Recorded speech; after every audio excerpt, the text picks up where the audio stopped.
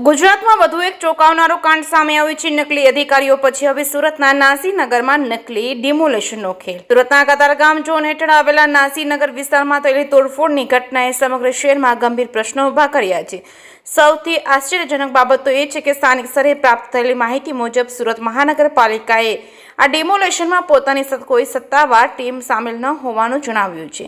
જો ખરેખર એસએમસીની કોઈ ટીમ આ કામગીરીમાં સામેલ ન હતી તો પછી નાસીનગરમાં લોકોના મકાનો અને મિલકતો પર તોડફોડ ચલાવવાનો અધિકાર કોને આપ્યો? શું સુરત શહેરમાં હવે કોઈ પણ વ્યક્તિ સરકારી અધિકારીનો દેખાવ કરીને એસએમસીના યુનિફોર્મ પહેરીને હથિયારોના જોરે ડિમોલેશન કરી શકે? સ્થાનિક રહેવાસીઓના જણાવ્યા મુજબ કેટલાક લોકો સાદા ડ્રેસમાં તેમજ તો કેટલાક એસએમસી જેવા યુનિફોર્મમાં સ્થળ પર હાજર રહ્યા હતા। જો તેઓ પાલિકાના અધિકૃત કર્મચારીઓ ન હતા તો પછી એસએમસીના યુનિફોર્મમાં ફરનારા લોકો કોણ હતા? સાદા ડ્રેસમાં હથિયારો સાથે આવેલા લોકો ક્યાં અધિકાર હેઠળ કાર્ય કરી રહ્યા છે? ડિમોલેશન પહેલા કઈ સત્તાધિકારીની મંજૂરી લેવામાં આવી હતી? કયા કાયદા અને કયા આદેશના આધારે કાર્યવાહી કરવામાં આવી છે? પોલીસ વિભાગે આવા શંકાસ્પદ તત્વોની ઓળખ અને તપાસ શા માટે જાહેર કરી નથી? આ ઘટના માત્ર એક ડિમોલેશનનો મુદ્દો નથી।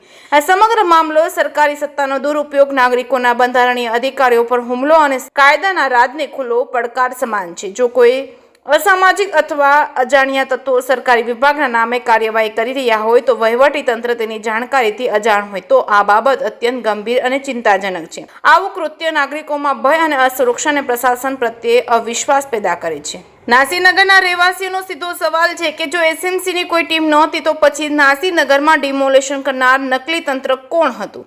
આ પ્રશ્નનો જવાબ હવે સુરત મહાનગરપાલિકા અને પોલીસ વિભાગ અને જિલ્લા વહીવટી તંત્રે જનતા સમક્ષ આપવો પડશે। લોકશાહીના કાયદાથી ઉપર કોઈ નથી। જો ડિમોલેશન કાયદેસર હતું તો પુરાવા રજૂ કરો અને જો ગેરકાયદેસર હતું તો જવાબદારોને કાયદાના ઠેરામાં લાવો। જે કે સિંગુરત સાથે સુનિલ ગંજાવાલા, સુરત। જી વિપુલભાઈ, નાસીનગર માટે સુરત મહાનગરપાલિકામાં રજૂઆત કરવામાં આવી છે, તો શું એમાંથી જવાબ આપવામાં આવ્યો? નાસીનગર બોગસ ડિમોલેશનમાં જે રીતનું સરકારી તંત્ર, મહાનગરપાલિકાનું તંત્ર અને પોલીસ વિભાગે કોઈ પણ નિયમ અને કાયદાનું પાલન નહીં કરી માનવતાને સરેઆમ શરમ કરી શરમજનક સ્થિતિમાં લાવી અને 100 જેટલા ઘરો ને તોડી નાખવામાં આવ્યા છે। ત્યાં ગરીબ અને કામદાર, મજૂર, નાના લોકો રહેતા હતા અને તેઓને ખબર પણ નહીં હતી કે મારું ઘર તૂટવાનું છે।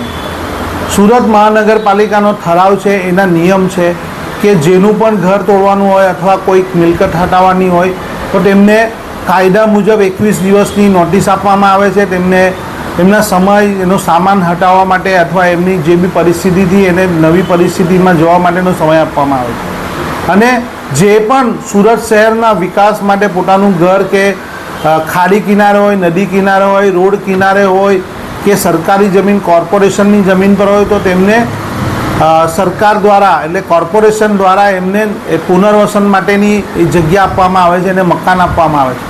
પણ આ બધા નિયમો બિલ્ડરોને સાથે મળી આ વ્યવસ્થાની અંદર બિલ્ડરો હતા, બિલ્ડરોના અસામાજિક તત્વો હતા, સાદા ડ્રેસમાં પોલીસો હતા અને કોર્પોરેશનના અધિકારીઓ હતા। આ બાબતસર અમે જાણકારી કરતા જ્યારે અમને ખબર પડી કે અમે કોર્પોરેશનના અધિકારી પાસે ગયા તો કોર્પોરેશનના અધિકારી કહે છે કે આ અમારી એક્ટિવિટી ન હતી, અમારી આ પ્રવૃત્તિ નહીં હતી, અમારો આ ધંધો જ નહીં હતો તોડવાનો, અમે નોટિસ પણ નહીં આપીને અમારું કામ જ નથી।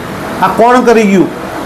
મશીનરી કોર્પોરેશનની અધિકારીઓ, કોર્પોરેશનના કામ કરનારો કોર્પોરેશનના, પોલીસ, બધું જ સરકારનું, પણ તે એવું કહે છે અમે લોકોએ નથી તોડ્યું। તો આ 100 જેટલા માઇનોરિટી મુસ્લિમ ગરીબ લોકોને ઘર વિહોણા કરી દીધા।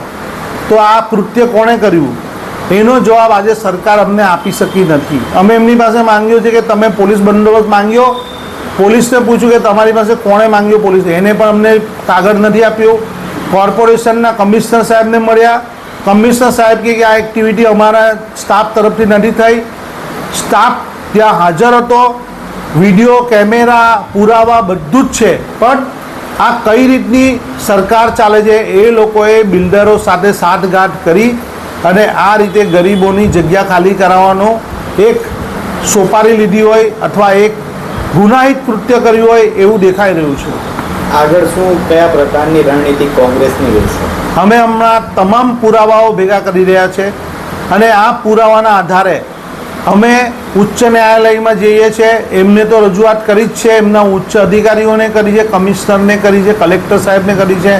તેમજ અમે આ બાબતસર હ્યુમન રાઇટ્સ કમિશનમાં પણ જશું અને આ કેસ ખૂબ જ મજબૂતાઈથી લડશું. અને ગરીબ અને જે અન્યાય થયેલો છે, જેવા ગરીબ અને નાના માણસોના માટે કોંગ્રેસ હંમેશા સાથે રહે છે.